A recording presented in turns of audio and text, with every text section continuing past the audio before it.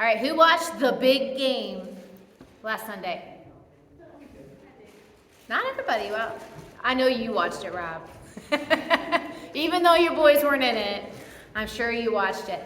I used to think like I wanted to go to the Super Bowl on my bucket list. I thought that would be really cool to go watch the Super Bowl. And then I looked at how much the tickets are. It's like the cheapest ticket, something like $3,500. The most expensive ticket, something like $15,000. And on average, they're like $9,000. $9,000 for one, but that's just for one person. And that doesn't count getting there and the hotel and the food and the drinks and the peanuts and the popcorn and all that stuff. And I think, you know what, for $9,000 plus, I could probably go to Europe for like a month. I could experience a bunch of countries in Europe for $9,000. So as much as I think it would be cool to go to Super Bowl if I won a ticket, that would be awesome. But I think if I was going to spend that money, I might do a like European cruise instead. Now a normal ticket's not that much. A normal ticket I think is in the neighborhood of $200, like just a regular game. It's somewhere in the neighborhood of $200. But let me ask you this. So people pay $200 to go watch a game, right? They tailgate, they get all dressed up, they pay $10 a beer plus. I don't know how much a beer is anymore at the ball games. What do you think, Rob? Do you know? It's a lot. It's 10, 15, probably somewhere in that neighborhood. So like, it's an investment, but people do it. You know, the stands are filled with people. And not only are the stands filled, but there are people who just spend their whole Sunday sitting on the couch watching it. Right? Like there's fantasy football and there's whole apps. Like those guys make a ton of money. But let me ask you this. Do you think people would pay $200 a ticket and stand in the freezing cold and get dressed up and tailgate and spend $15 for a beer if all they did was stay in the huddle?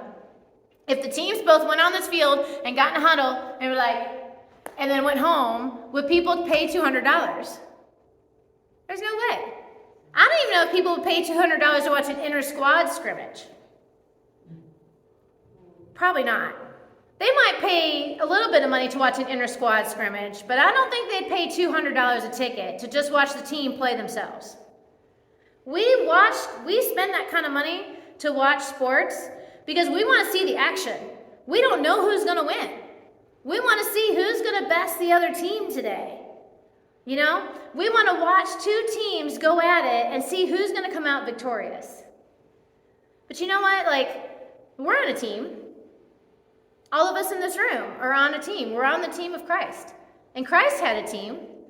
He had his disciples. It started with 12, and eventually he had like, I kind of picture Jesus like the Pied Piper.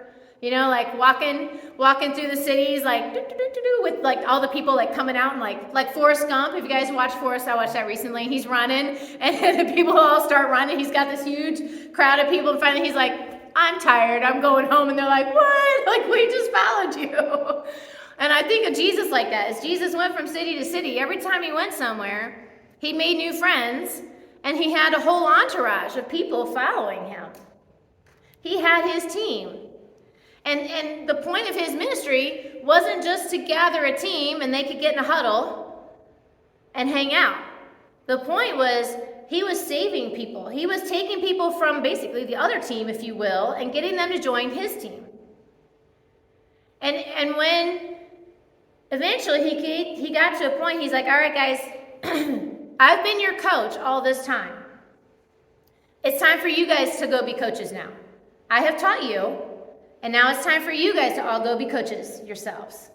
Because the whole time Jesus was there, they were relying on him. You know, at one point, he kind of sent them out. He sent the 72 out, 2 by 2. And they got to go out and try to do the ministry. And they came back and told him how it was, and he coached them up. But eventually he knew that he needed to pass the torch to them.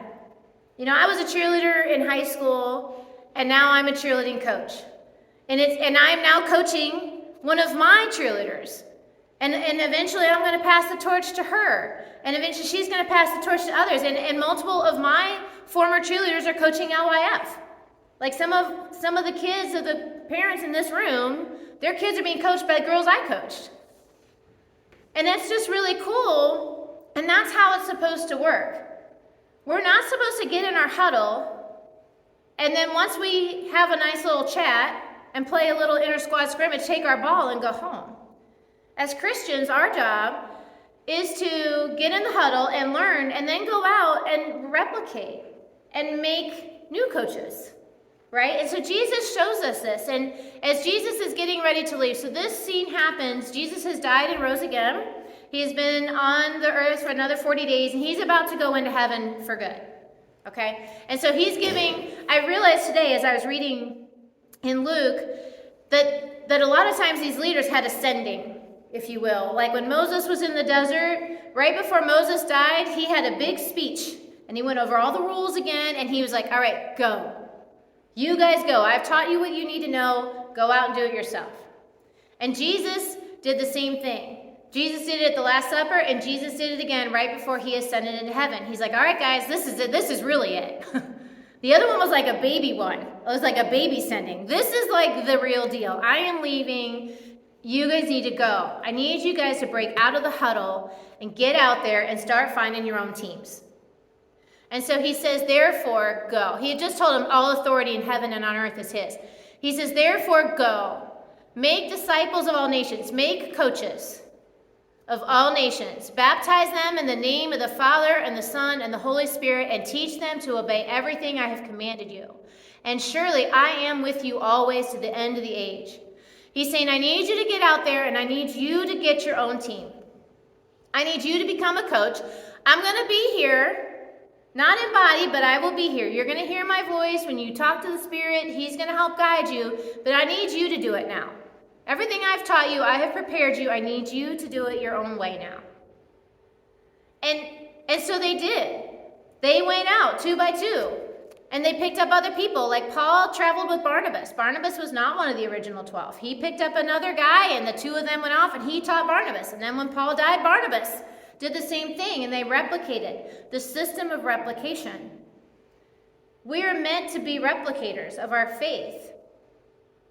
And so what happens, though, what a lot of us do, and I've noticed in our culture, we tend to like to stay in our huddle. We have our people, we have our circle, our family, our close friends, and we like to hang out with just them and not really get out there and get other people in the circle. Because if the circle gets too big, then it fractures. And then you're like, oh, then I can't be with my friends. And so we tend to like to stick with the people we already know. We tend to like to get our team and then just stay with our team and not go out there and make new teams. And Jesus is saying, no. I need you to get out there and make new teams. I need you to get out there and make new coaches. Disciple is a coach. He's saying, I've been your coach, and I've taught you how to coach, and now I need you to go out and get your own team. You know, in schools right now, at least in our school, because our school's small, we have a hard time getting enough kids to play. We're struggling to get the numbers that we need. I know Bellevue, they canceled the last half of their football season because they didn't have enough kids to field a team. I think they had like literally 11 kids. You can't have a football game with only 11 kids. I mean, you can literally play, but then if any kid gets hurt, you know, that's just not good for them. So coaches are in this position. A lot of coaches in small schools are in this position. They've got to go out and recruit. They got to go find that tall kid. And I watch the basketball coaches are really good at this. The basketball coaches will hang out and they look for the tall kids in school. And then they're like, hey, you play basketball? Why don't you just come to, we just got an open gym. Why don't you just come shoot around? You know, like, and Dan Sullivan, who was our athletic director before, he would substitute teach. And I think part of the reason he did it was so he could recruit. He was making relationships with these kids and looking for kids who maybe wouldn't normally choose to play. And then he'd be like, hey, you know what? I bet you'd be a great athlete. Do you play? I've seen you at the park. Why don't you come to practice? I know you don't want to be a basketball player. It's cool. Why don't you just come and shoot around? Hey, you know, we're having a camp. No pressure. Why don't you just come to camp? And he started making relationships with these kids so that he could eventually get them to be a part of his team. And almost all coaches have been on a team. They were teammates first, good coaches, were teammates first, and then they became coaches. Okay? Our job as Christians is not to just stay with the same team our whole lives. We are a disciples of Christ church. Disciple means a person who goes out and makes new coaches. So if we're disciples of Christ Church, but we're not making disciples, then we're just a church. And that's fine to be a church, but if we call ourselves disciples of Christ, we need to be discipling. That's like saying we're the coaches of Christ. We don't coach Christ, but we're coaches for Christ. And we're supposed to be making new coaches. And so my entreat to you guys is we've got to break out of our huddle. Think about the people you normally hang out with. And I'm not saying you can't hang out with those people anymore. Yes, hang out with those people. But we've got to start making new connections with people. And we've got to be intentional about that. You know, if you've got that neighbor, and I even have them on my street, and I know everybody, at least by sight on my street, that neighbor that you wave and they're like, and that's all you get out of them, you know? Or you see them and you're like, because you don't like them because their lawn is 6 inches high and you're calling the city on them every month, or their trash is piled up, or their dog barks, or they're loud or whatever. Like, instead of calling the city on them, we should be making connections with them. Okay, like I get it. There's someone on my block who has little dogs that barks all the time. And I'm like, ugh. But my job is not to call the city on them. My job is to befriend them. You know, when we go to the coffee shop, don't get it to go. Get it to eat, to drink there. Coffee shops are great places to make new friends. And just start chatting with people. Instead of being on your phone the whole time, just sit there and let conversation flow. Or like, how many of us, and I totally do this, go to the same grocery store pretty much every time? Just 3 of us go to the same grocery store? Okay. All right. How many of us typically go kind of on the same-ish day? I almost always go on the same day, you know? Well, how many of us do you scan? I do. Pretty much forced anymore. I know. What about if you try to intentionally go, find that cashier who's there all the time, and start intentionally, even if you have to wait, go through their line, and start chatting with them. And don't just say, hey, how's the weather? You know? Like, I went through Kroger yesterday, but I was not at my normal Kroger. I was out in Florence. And there's a high school age girl working there, and I said, oh, is your winter formal coming up? You don't have that tonight? Like, you're not missing your winter formal? Because our semi-formal was last night. So it's like, and then I got to talking to her about semi-formals, and she's talked about when hers is, and, you know, stuff like that. Instead of just, how are you? Because they're so used to hearing, how are you? They're like, I'm fine. But to have a different question come out of your mouth, something that actually engages them, suddenly they're like, it's almost like they kind of wake up like, oh, hey. So we've got to find ways, you know, when I was talking to the kids, like we train our kids. If someone's sitting alone at lunch, you invite them to sit with you, right? Don't we train our kids to do that? You know, I hear that I hear parents say that. One of my neighbors, she tells her daughter that all the time. If you see someone sitting at lunch by yourself, ask them to sit with you. I have 2 kids from Latin America in my class. They moved them to a different class, and now they have a different lunch because it's the lunch period. These poor kids are 16, and they have to go to lunch with the 8th graders. And I love that 2 of the kids in the class asked me how to say, do you want to sit with us? And now they take their Spanish notes with them to lunch so they can try to talk to these boys who only speak Spanish. I love that. And that's what we need to be. We need to be, most of those kids in that class just sat with their same people and didn't even think about these 2 boys who would have nobody to sit with but themselves. I love that and the 2 kids who do it are Christians. And their families are pretty involved in the faith. And to me, that's a real sign of their faith. That's a real sign that they are listening and hearing what Jesus would say. And Jesus says, include everybody. Even those people, those kids are different. They don't speak their same language. They don't understand the customs here. I mean, they're trying to learn, but they're very different than their other friends. And here they are inviting them to sit with them at lunch. We've got to be like those kids. We've got to be the kids who invite the weird kid, the kid we don't understand, the kid we don't maybe like to talk to, the stinky kid. We've got to be the people who sit with them at lunch or invite them to our lunch table, even if it means that the other people are like, why are you inviting that kid to sit with us? We've got to be the kids who are willing to take our notebook with us to lunch so we can try to communicate with them in their language, a language they understand.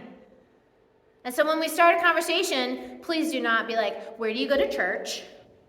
Do you know Jesus? Don't be that guy.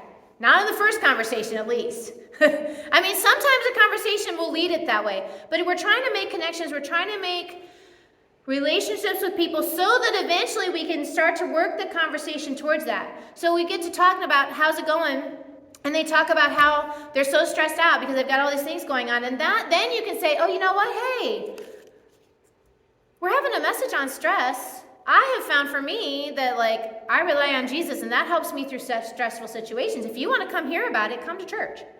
Come hear our message and give them this little card.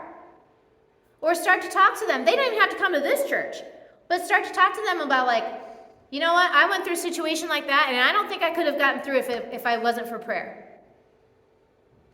And that starts to create, we want to start getting conversations to a place where we have an opportunity to talk about Christ. Or you start to become friends with someone, and they're like, wait a minute, why are you so different than everybody else? Why are you the one that invited me to sit with you at lunch and no one else did? And you can be like, well, it's because of Jesus. Right?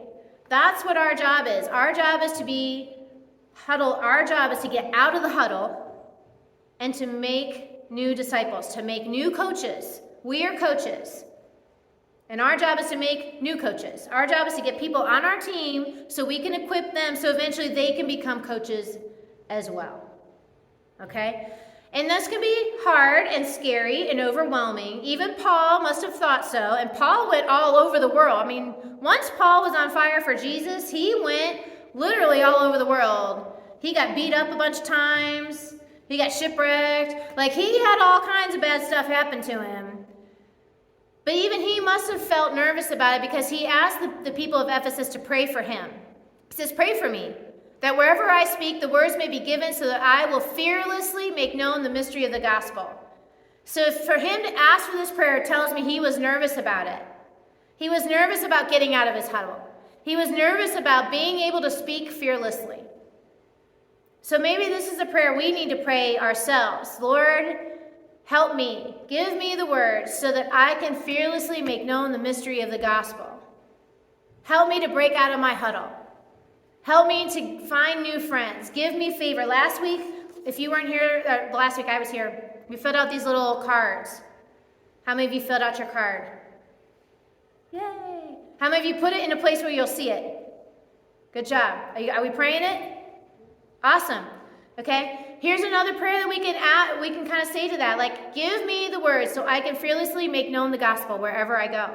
To these people, and notice, remember, I gave you an extra. The extra plate at the table. This is for the person at the coffee shop. This is for the girl at the checkout counter at the grocery store. This is for that coworker who you don't usually talk to because you don't really understand them because they're a different age and they wear their hair funny or something. Our job is to get people to join our team so we can train them to be our coaches. And we can't do that if we stay in our huddle. So your homework this week, your practice drills, if you will, for the week, is to start trying to make some new connections. I want you to try to make either make or reinforce one connection this week. Maybe it's someone at work. Maybe it's a neighbor. Maybe it's going to the coffee shop. Maybe it's, if you always go to Target, start going through that same person's line at Target and start to come up with some conversation to capture their attention and start to make that relationship.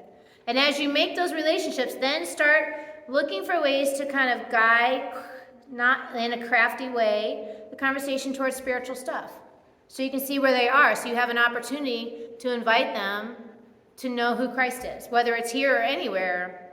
But that's ultimately our job, is to get people to join our team so that we can turn them into coaches themselves.